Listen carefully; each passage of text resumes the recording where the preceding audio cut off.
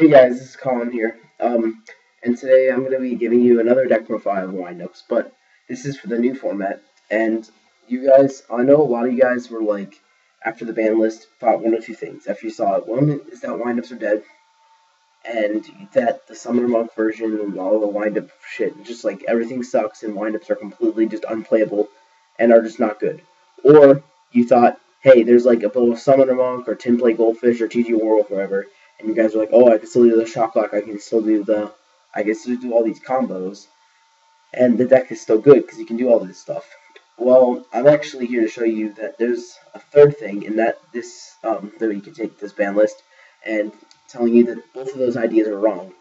And one is because I'm gonna prove the first idea wrong, because windups are still really, really good. Like, you guys, anybody that underestimates them is really dumb, because I'm gonna make a video afterwards showing you all the things you can do with windups. And second thing is to prove the second idea wrong is because Summoner Monk and Windup Warrior and all that shit is just terrible. Like, you shouldn't have to be able to play. You shouldn't have to play those bad of cards to make the deck good. I'm showing you that the deck by itself right now is already good, and it's very consistent and stuff. I'll show you combos later. But this is my build of windups, and I'm going to show it to you right now. So, yeah, and I'll tell you, like I said, the combos in the next video and stuff. And I'll explain also why I think they're good. There's also not just the deck, not just the playability, but there's just a lot of things to the deck that I think that is really good. The reason why I've been experimenting with windups, I've been experimenting with this deck all day, because like after topping the things for playing box case tournament yesterday, where I got 1.5 boxes because we split top 8, I just realized how good this deck was, and I just wanted, and I remembered how fun it was playing it, so I just wanted to make it like somewhat viable for this format. And I've been testing with it all day, and I've just like, I was really bored today, so I just sat literally with my deck, just trying to think what things you can do with just random, really situational things. And I just found out a couple things that are really, really good. But yeah, I'm just going to show you my build first in this video. Through Rabbit, this is one of the two reasons why this deck is still viable, because Rabbit plus Traps is still like really hard to get around. It's like Tengu plus Traps. Like, if they don't have Heavy Storm, it's going to be a really, really hard time for any deck to get around all those back rows. And then in the meantime, if they do anything, I'm going to pretty much like stop them from summoning anything or getting in damage, and Rabbits are going to keep poking them, and they can't get rid of it. So Rabbit's one of the two reasons. So this deck, and the other one is Factory. Factory makes this deck still really, really consistent and be able to do a whole bunch of stuff that you just wouldn't think of possible anymore. Next card is obviously the free Windup Rat. You just run, like, instant rank 3s and a whole bunch of random combo stuff that you can do with it. It's really good. 3 Windup Shark. Card is really, really freaking good. Yeah, you can do so many things with it. And then the 1 Magician. Honestly, this deck could be like still like tier 1 or tier 1.5 if this card was at 2. The same ban list as this card at 2, because you can still do the stuff like Magician Shark, then get out another Magician, and then get changes to like level 5, then get out another Shark and still do Tyrus, Maestro, or Tyrus, or anything, or Volcasaurus. That's another card that makes this deck a lot more playable, is Volcasaurus. It comes out, it makes you be able to OTK through a monster, which I'll show you later. There's like it's kind of like Fish OTK. Like, you have an OTK with them not having a monster, and then with an open board, or you have an OTK with them having a monster. And so I can show you both. I'm going to show you guys both them. And you don't need to run anything like Summoner Monk or TGs, just regular windup stuff. This is all you need to do any of those combos, just these cards and this pile. And then 2 Thunder King. And this card, the reason I run this card, I know I didn't like it in my last format, but that's because this deck had a lot more. They had the 3 Magicians. And with the 3 Magicians, what this deck lost really more than anything was being able to grind game. And that was like being able to, like, summon a Rabbit, and then they can't kill it, then summoning a Magician and being able to like attack, and then still in the battle phase, banish the Rabbit, get out another Rabbit and stuff. They come back, then protect it. They both, the next turn the Rabbit and the Magician come back, then you just like banish Rabbit. You just do so many things with that, like, and just things become so much better. But with this, it lost so much grinding. So you need another normal summonable monster, and this is really good because it just locks down like every deck, and it lets you be able to be winning with just one card. With like, you need something that's going to be able to be a really good monster. And I still run tour guides, because just instant rank 3s are amazing. Like Zenmaines can trigger Factory, then Levier can be good in a lot of situations. Leviathan, Tax over Megalo, and then Acid Golem's actually through running this deck, Acid Golem is one of my favorite Xyz now, because if you learn how to play that card correctly, that card becomes just so good. Just a free 3,000 beat stick. If you make sure you don't lose to that card like yourself by burning yourself out, if you just use it correctly, that card just becomes so good. So yeah, this is all my monsters. And like I said, the reason why I'm the Thunder King is tour guide because this deck needs more standalone monsters. Like Wind Up Soldier, you need Factory, and it just doesn't really do anything. If you want a neg one rank 5 with Warrior and Factory or Soldier and Factory, that sucks. And it's the Invoker, the second Papal Operative or Papal Operative, whatever, and the extra deck just take up extra deck space. And this deck, extra deck space is more tight than ever still. So I just feel like you need more standalone monsters that are so good and not crappy like Sunrock and Soldier or Warrior. So yeah, that's the monsters. The spells is 3 Factory. This is the other card that makes the deck, like I said, freaking amazing still because, I'm going to show you so many combos with the Rabbit Factory, how just over a course of time you can just set up a whole bunch of things with these 2 cards. If they don't kill Factory on 2 turns, then they're just going to lose because the Factory and Rabbit can still win you the game so easily with so many different things. 3 MST, just because it's good and it's good versus every deck. You need it versus Fire Fist and Mermails and stuff, which are the 2 decks that are good, really.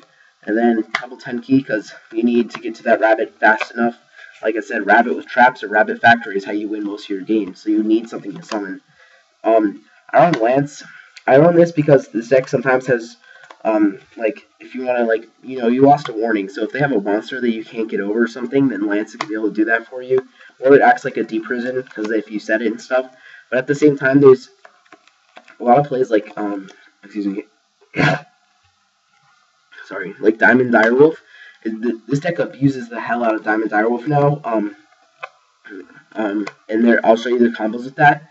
But Lance allows you to go into back row, and if they were to kill one of your Xyz or something, you don't lose to a Compulse or lose to a Bottomless or something. And this card became infinitely better with Warning at 1, because now people have to run other stuff to get rid of your Xyz, and now Lance is just going to stop those.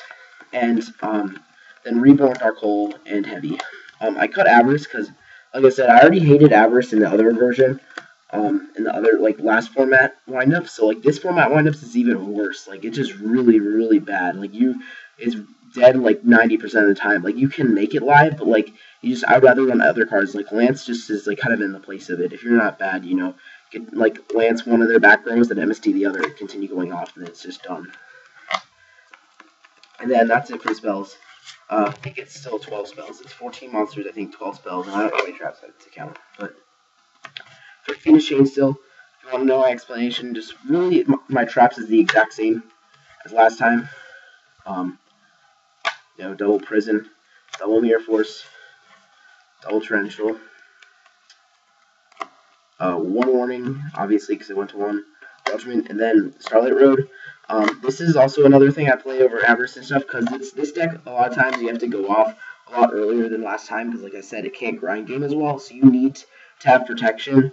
And this deck, the only way this deck can grind game is by Rabbit and then back rows, like I said. So if you need to set all your back row, you can't just win off 1 or 2 anymore. Mermails and all that stuff is way too prevalent. So you need a Starlight Road to protect you from Heavy, and then like I said, you need to go off earlier.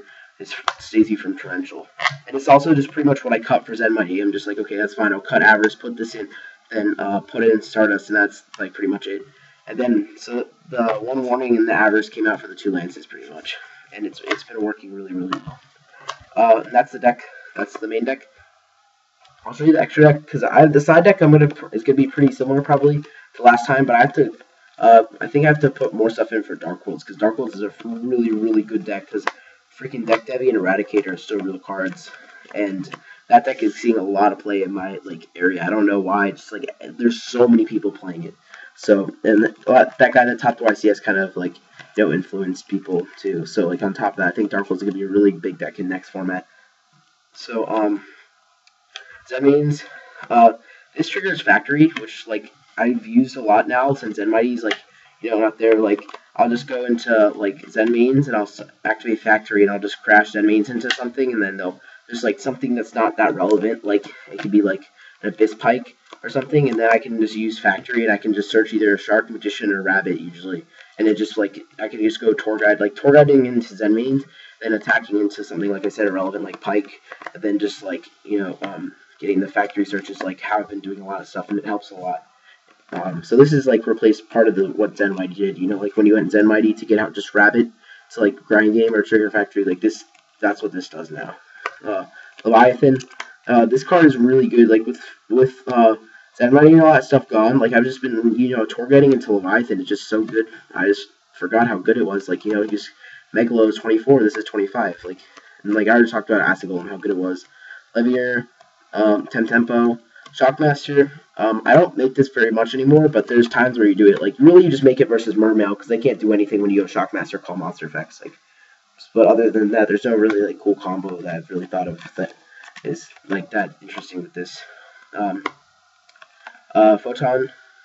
This also the same thing. Like you don't make this as much, but still it's just so good, and also kills like Reaper and stuff. There's still a lot of like the OTKs involved in this, but there's not really like other combo that I thought of. Diamond Direwolf, like I said, this is the Scrap Dragon of the deck. Like you don't pop itself, you just constantly pop Wind Up Rabbits, and if you have Factory, then the next couple turns you can clear their field and OTK them really, really easily, and it's just really good. Cowboy, this is just for like OTKs, and it's just like I guess it's better than Utopia because like I thought of kind of an OTK with this, but I realized you couldn't do it, but like yeah, it's in there. Like this might come out for Utopia or something, but this is just it's still really, really good. It's also good for time and stuff if you ever go into time. Then Maestroke, and then Abyss Dweller. This card you need an extra deck because it's just also besides it being amazing versus water. On top of that, it also makes it for an OTK. You can do an OTK with Abyss Dweller and pump this in Shark, and it just makes for an OTK, which I'm going to show you in the next video. Tyrus, and then Volcasaurus, which is like coming out this weekend. And it just said it's pretty much if you guys don't know what it does, it's a ring of destruction effect. It says this rank 5, detach 1. It's like generic rank 5. It's 2500 attack, detach 1 to target a monster on your opponent's side of the field, destroy it, and then inflict damage to them equal to that monster's attack. And then this card can't attack this turn. But the second part that says this card can't attack this turn is completely irrelevant because you have this card, Gaia Charger. So pretty much you just use Volcasaurus, detach 1, burn them for damage, and then overlay for Gaia Charger and OTK them. So, and then last one is Stardust for Starlight Road. So yeah, guys. This is I'm gonna tell you also with one thing is why I think this deck is still really good is because it has whatever is access to like two of the most really like good side cards versus like decks this format, and those are Defissure. Because this card versus Mermails, like still like people like Macro Rabbit is kind of sucks now. So like Water just gained a huge like advantage with Sangangon because Macro Rabbit can't really do anything. Now Warning's at 1, so if you play the Undyne version, then the Undyne has become so much more live. Then on top of that, Windups, which is one of their worst matchups, like because of Shockmaster and Defissure, is like a lot less relevant because people think it's still bad for some reason. So Defissure people like have kind of forgotten like because it's not very many decks besides Fire Fist like can side this card anymore. So it's just like Defissure is so really, really good. Like when Prophecy comes into the field, like they can side this and it'll be remembered again. But like this is so really, really relevant in the deck. This if you activate this and they don't have an out to it versus Mermail, you're just gonna smash them. There's no chance. Then this playability with Messenger of Peace, like Rabbit with a Messenger of Peace, they can't kill that Messenger. That's gonna sit on there the entire game. You're not gonna be able to do anything. So the availability of Messenger of Peace and Defissure still make this deck extremely good. So yeah, I'm gonna show you the combos in the next video. Thanks for watching, guys. See ya.